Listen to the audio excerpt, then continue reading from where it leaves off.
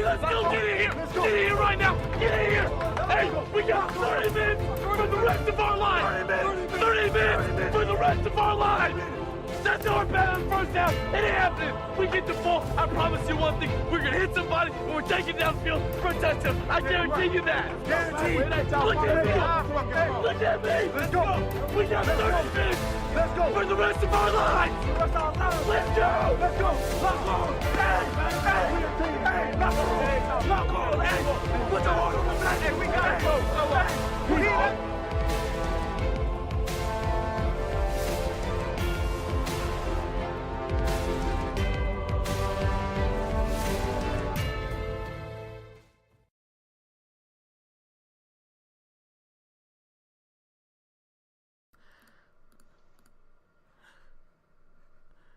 And welcome to another episode of DC Sports Daily. This is your host, Jack Maestri.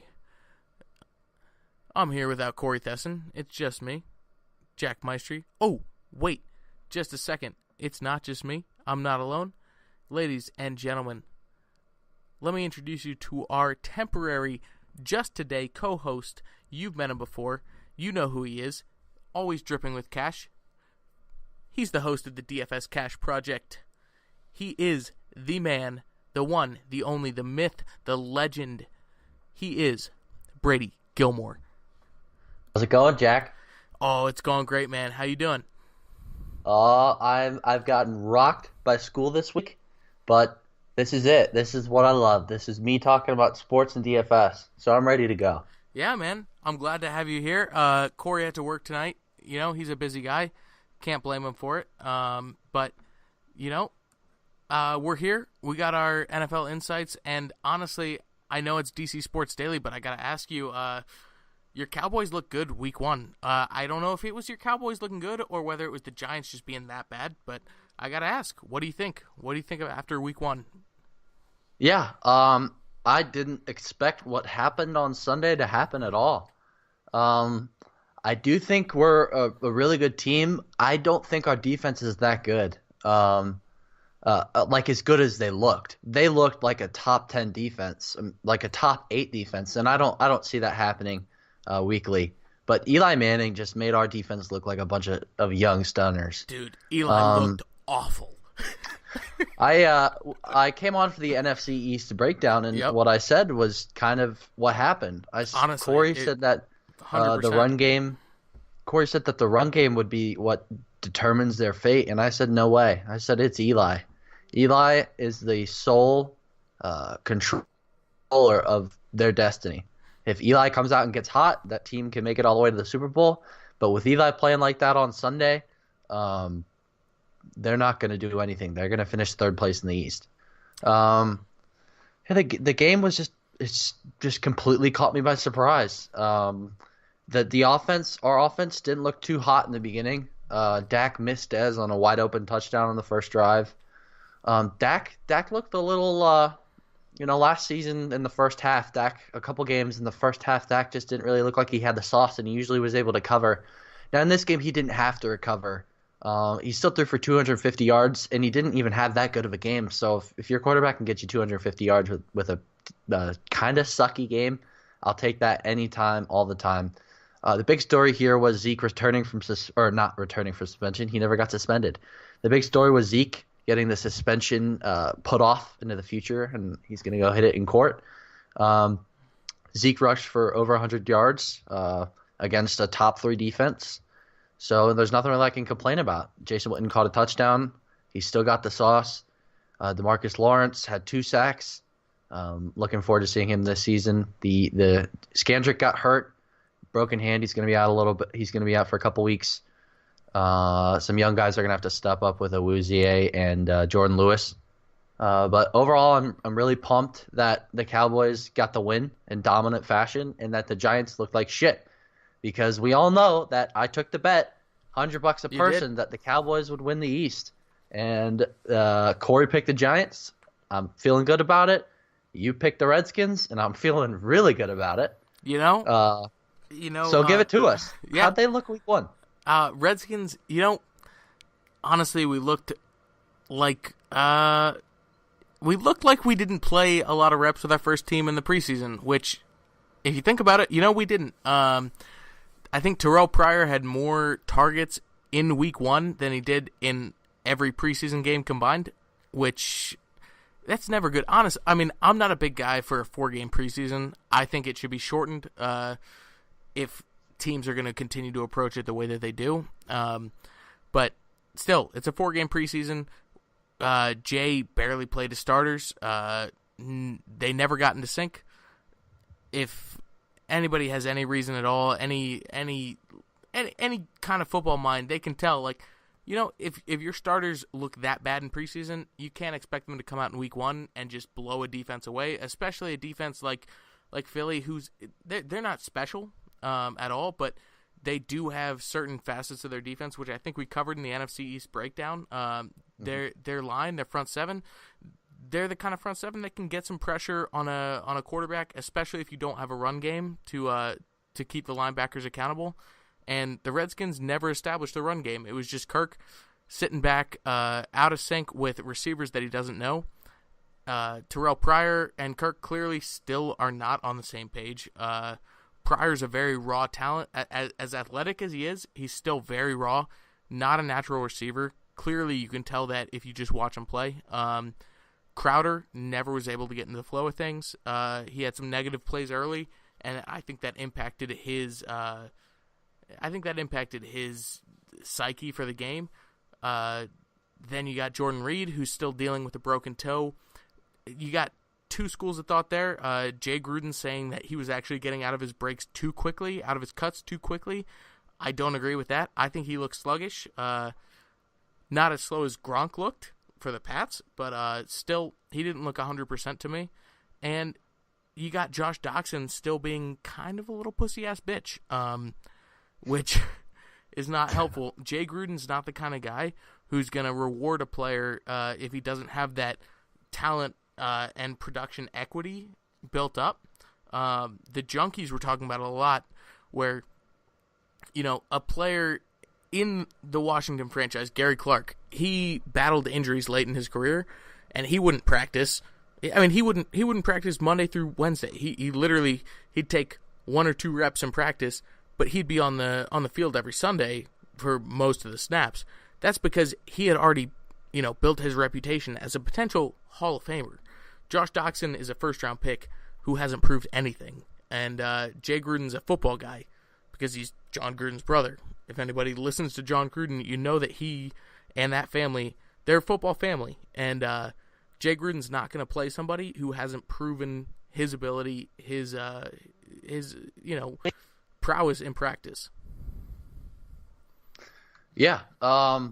Quick couple notes on Pryor. Maybe Pryor not having the best year is a good thing, because if you can get Pryor for that, if you can re-sign Pryor for a discount here, and give him a couple more years to kind of learn the position, because he's only been playing wide receiver for a year and a half.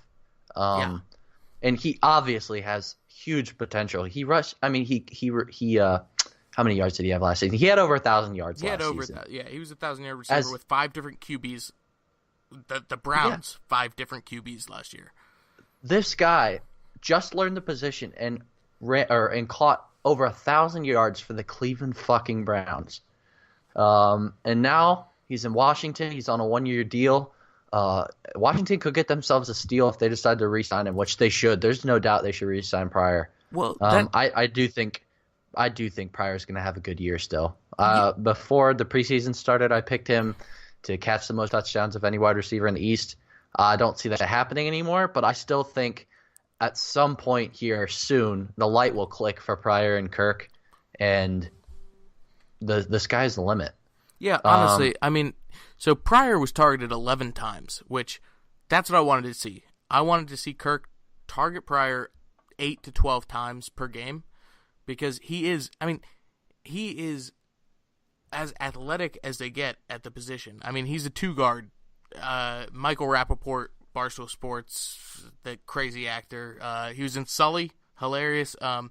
He has his own fantasy football podcast, but he refers to certain wide receivers as 2 guards, guys that they're athletic freaks when it comes to what they can do on the field and what they could do just in general as athletes. And Pryor's definitely one of those guys. He doesn't know the position quite yet. Chris Cooley breaks down film after every game, and in the preseason, he was picking out certain things that Pryor does that natural receivers, guys who have played the position since high school, don't do. He doesn't use his hands well. His routes, he doesn't get the proper amount of depth on his routes, or he cuts his routes short. It's just certain things that I'm sure Kirk is used to after having thrown to Pierre Garçon and Deshaun Jackson. And it's tough, man. I mean, he is raw, and I think that's why he's tough to guard. But I don't know, man. I mean, the thing that alarms me the most is the drops. It's one thing if you can't get open. It's another thing if you're open and you can't catch the ball. I don't know what your thoughts are there. Yeah. You were talking about Pryor, right? Yeah. Yeah. I didn't watch the game, so I don't really know anything about drops. I did see the inefficiency there with the targets per his output. So, I mean, he definitely has a lot of things that he needs to clean up in his game, but the sky is the limit here. I think you definitely have to stick with Pryor and keep developing him. Another thing I wanted to touch up on is I know you knocked Jordan Reed, and I just have a huge problem with people knocking good players for not performing elite in really bad matchups. Reed and the Eagles. The Eagles are one of the best teams in the league against tight ends. They have two of the best safeties in the league, especially Malcolm Jenkins. So their safety core is elite. I don't really feel like you can be too upset with Reed for not performing there. And I was already thinking about that earlier in the week. The media, Fox Sports 1 and ESPN, the garbage media out there, they ripped Dez apart for not putting up a massive stat line against the Giants. And, did you guys even watch the game? Janoris Jenkins, I don't know how I may sound biased here, but Janoris Jenkins had two hands on Dez Bryant on almost every route he ran last week. Just holding him, ridiculously holding him. And that's not an excuse. Dez Bryant had a wide-open touchdown that Dak threw square over his head on the first drive. That touchdown would pull some people off hating on Dez, but it's not Dez's fault. Dez beat Jenkins on would have been a 50-yard touchdown, but Dak led him by about a foot and a half too much, and Dez couldn't get to it.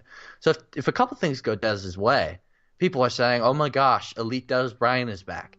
But things didn't go his way, and for that he pays for the price for it. So I think we all need to do a good job of being careful for ripping players, good players. And I'm not saying Dez is a top 5 player or anything, but Dez is a good player.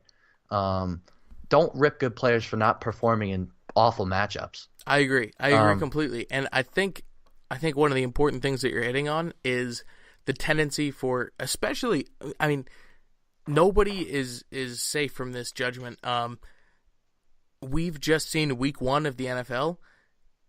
All Uber football fans are reacting to week 1 in the NFL, and it is so hard, as much as I try, it is so hard not to make year-long judgments based off of 1 week, whether it's with fantasy football, whether it's with what I want my team's record to be, what I think my team's record will be, or year-long fantasy teams.